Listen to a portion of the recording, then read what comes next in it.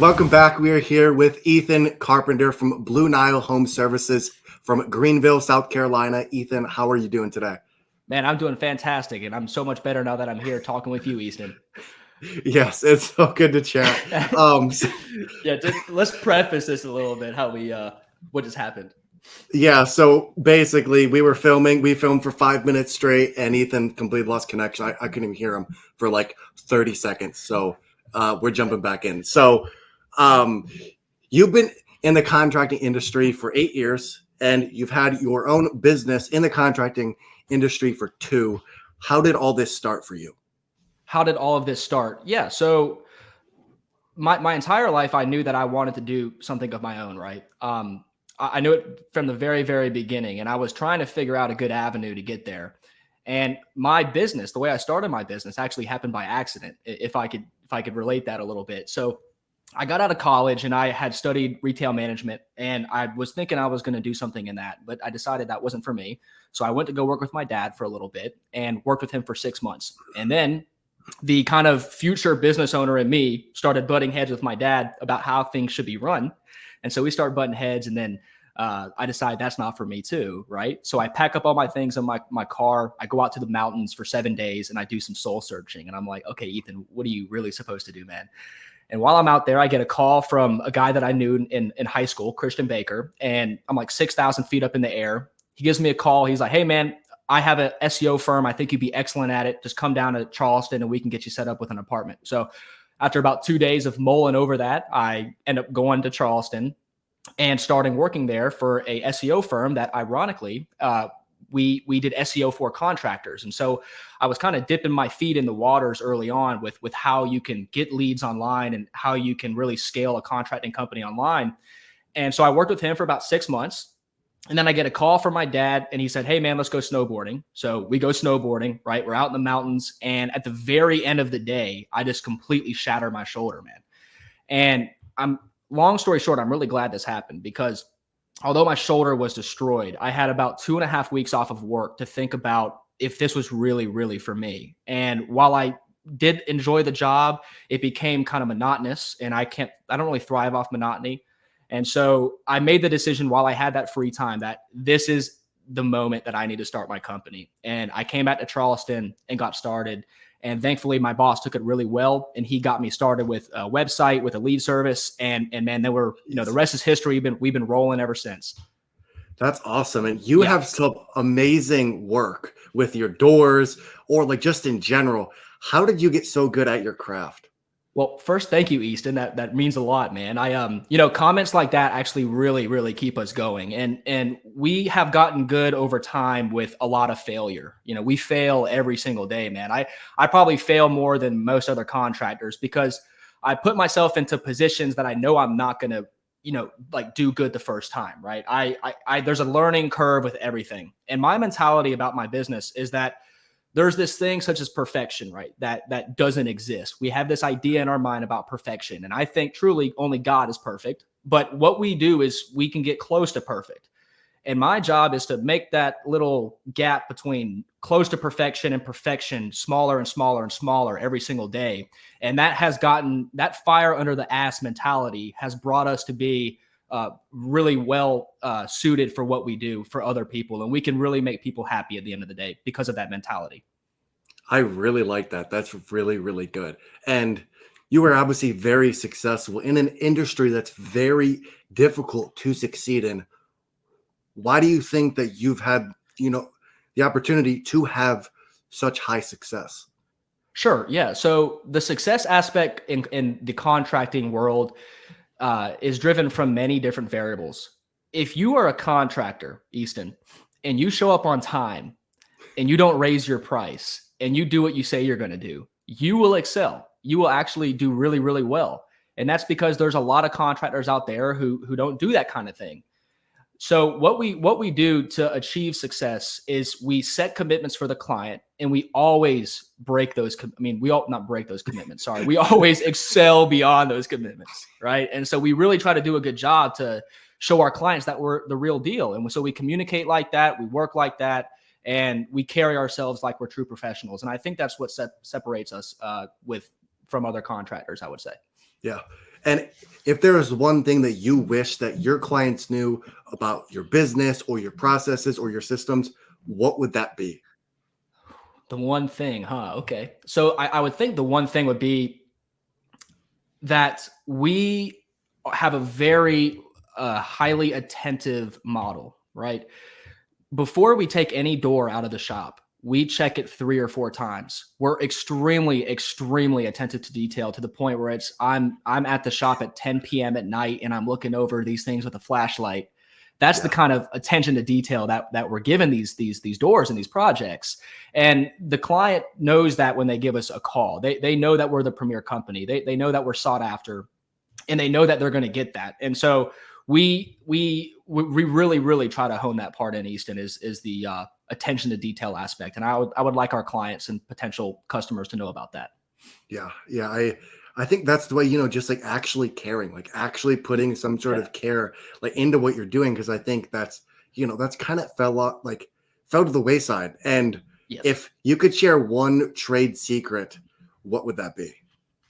Okay. One trade secret. This is a great question, Easton. So this is more of a secret of life than it is a trade secret.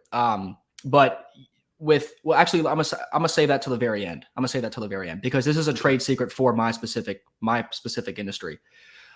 Prep work is essential. Prep work and masking is absolutely essential. You can't go into a cabinet job and not, and do a really, really good job if you have subpar masking, if you have subpar preparation. And so the dirty parts of the job are actually just as important as the fine part where you're spraying on the paint. And a lot of people mess that up, right? We go into jobs where the paint's flaking or the paint's coming off after like a month and a half, and we're actually called in to fix those problems. And we explain to the client that the majority, 80% of our job is actually sanding, prepping, vacuuming, cleaning, the dirty stuff that nobody wants to do. And then we come in with the finer processes and use the Kremlins and use the lacquers and things like that. So that's a trade secret I would say is just do the utmost in the preparation. Yeah. And you also mentioned that you and your dad worked together when you kind of first started all this. How important was he to your success now? He's extremely important. He's essential. My dad has been an awesome role model my entire life with business and with life, with being a man. And I'm super super grateful for my dad's assistance. He showed me a whole bunch of things, man. I mean, I wouldn't even be spraying cabinets right now if it weren't for my dad. I got into it because I wanted to follow in my dad's footsteps. And so I was grown up in his shop. I was sanding in his shop. I was spraying, and now we're working up to the point where I'm taking on full cabinet jobs, and I have a company, and it's an awesome thing to look back and say, what are the puzzle pieces that made this possible? And my dad is definitely one of those pieces. And we still actually work together. We work together on a lot of projects, and he brings a certain level of expertise that I still am attaining to. Yeah. I am still attaining to learn everything, and I know that I don't know everything. And so I have to bring in and delegate those things out where necessary. And my dad is a really, really big portion of that in my life. Did that have a positive effect on your guys' relationship at home? Yeah, I would say yes and no. Working together and living together has never been a good thing. And so growing up and working for my dad and living with my dad, we would butt heads. But I think that, while we did butt heads, it was we both had the same thing in mind, right? We both wanted the best, and we just had different routes of getting there. Yeah. And we had to overcome that. And honestly, man, I had to overcome that. I had to grow into a bigger man to be able to look back and say, hey, yo, you were right, man. You were right Yeah. this entire time about this. And I just wanted to be right. So yeah, it's definitely working together and living separately now. It is really a good thing for us. And that relationship is stellar right now. We do a great job. That's awesome. And it sounds like your dad was, I mean, insanely crucial and that, like that kind of built up your guys' relationship. And um, you kind of answered this before, but what differentiates your contracting business versus others? What differentiates us is first off the attention to detail. That's really, really big. And also we keep our commitments, Easton. Everything that I say I do, I do. And our clients, they know that, right? There's a lot of people, for example, I'm not going to disclose who this is, obviously. But today, or actually the other week, my parents had their floors redone. right? And so they ripped up all the carpet, redid the floors, and then they ended up ripping off some of the base molding in every single area where they did the floors. And then they glued it back and they didn't sand it down or didn't do anything. It looks like crap. Right. And so this guy they've been dealing with this guy for the past 3 weeks just to fix this one problem. Right. I would have already been there and already done that. Yeah. Like we've had to completely redo projects because of the fact that our client doesn't absolutely love it. Like I want my client to absolutely love what we do. And that's when I leave the house. That's when I take my check. That's when I'm satisfied, is when my clients are satisfied. And we really hold that crucial to our business and how we operate, man. And it's very refreshing to see that you give a shit. Like, to hear you say this now makes me so just happy because you care. And like, not even like the business side is cool, but like you care about the human. Like, you care about actually doing a good job, not only for the client, but just to make like you guys happy and them happy from a human standpoint, like not even like from a money exchange standpoint. And I love that about you guys. And to kind of switch gears here, when you first made your jump into like entrepreneurship, what is the first thing that you realized? The first thing I realized was the $0 amount on my bank account. But the second thing I realized was that I really, really had to pick myself up by my bootstraps every single day. That I had to forge on every single day, right? And kind of keep my head up through the ups and the downs, which is inevitable in business.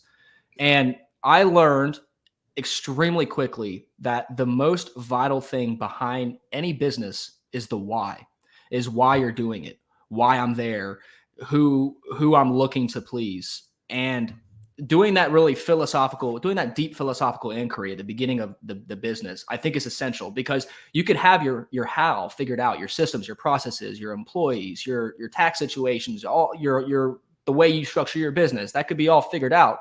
But that's not going to be the thing that carries you through the hard times where you don't have any money in your bank account, where you don't see success, where you don't have business. The why is why you push on.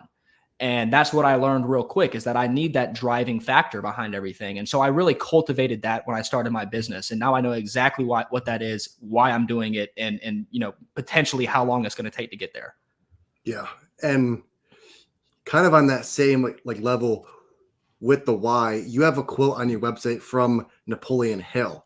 Yes, I do. How has he impacted your mindset in life? Well, Napoleon Hill, reading his books, you really do gain a little bit of insight into life and in business in general. And he wrote the quote on the website. I can't remember exactly. I need to go back and look at that. It's been a long time since I've edited the website, but reading his book, Think and Grow Rich, man, in order to grow rich, you have to envision it. You have to envision it every single day. You got to build yourself up in your mind, and you got to strive to get there.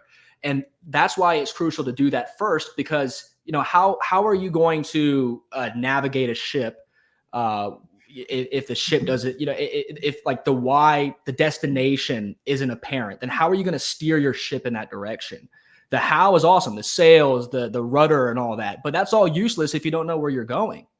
It's all useless if you don't know where you're going. And so he was one of the earliest people to really hone that in literature, Napoleon Hill, and saying that in order to grow rich, you must believe and think in your mind about that ideal version. I like that. And boxing has also been a huge part of your life. How do you think this helped shape you as a man? Boxing? Yes. Oh man, we could do a whole podcast on this. Boxing is one of the best things for me, man. And if you're actually touching a sensitive subject right now, because after my accident, I wasn't able to box like I did before. My entire growing up, I was a boxer, kickboxer, jujitsu, MMA. I was doing this stuff my entire life, every single day, bro. I'm telling you, I would be in the gym for 3 hours running I was the president of the boxing club for 2 years in college. And I was building up this club. And every single day I had a commitment to these guys to be the most in shape and to kind of pave the way, because that's how you get elected. And so that was my life, man. And I actually, before I graduated, or when I graduated, I was thinking about going, like chasing this professionally. And then the shoulder accident happens and it takes me out of it completely. And so I'm focused. I had to take a step back and focus on what's going on up here rather than going on in my muscles. But to answer your question, I think boxing and martial arts gives you a very, very lot of things in your life. And one of those things is the ability to look at a situation and handle it without being super animated, right? This is tough to describe. Mixed martial arts and boxing has been essential in my life, and I think I just got to leave it there because I'll end up going on a tangent. But it's really given me strength and perseverance, and I've worked through my troubles because I know that if I can work through it in the ring, I can work through it in life. I think that's the way I should say it. Yes, that is perfect. And when you came back from being injured, how did this change your perspective on how you view life? Yeah, it did actually. It completely actually 180'd that. Because before I was thinking I got to prove myself with my physical fitness. I got to be the best physically, and I got to have people look at me and my 6-pack of abs or this or that. And after I get my injury and I'm not able to really do that to the same extent before, I'm supposed to look at, it made me look at different parts of my life, like focus on what I can do with my brain and think smarter and create systems. And so that pivoted me to focus more in that direction, that injury. And, my life completely 180'd after that point. I still love to train. I still love to box. I still watch it all the time, but it's not how I prove myself anymore. I prove myself through other things, and I'm looking for validation in other areas of my life. And with that, you are huge into that self-development.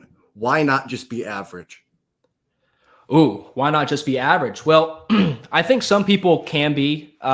I don't ever want to be average, and I cannot be, because innately I know deep down that I will completely all the time be unsatisfied with myself. Yeah. I'm in the business of being satisfied with what I do. And at the end of my life, I want to look back and say, I'm regarded for this or that. I built that, I did that, and I'm regarded for it. And I can never go through life just doing the minimal, right? And it's because I physically can't. And I think that's what we're talking about is being a good person, right? You physically can't leave somebody hanging. And leaving somebody hanging in the contracting world, like not showing up when you're supposed to, is being average. But being excellent is coming even though you're losing money, even though you have to pay your employee twice, even though you have to buy the materials twice, do the whole job once again. You're showing up because you're not average. You're showing up because you're exemplary. And that's the way I go about my life. I have 2 more questions.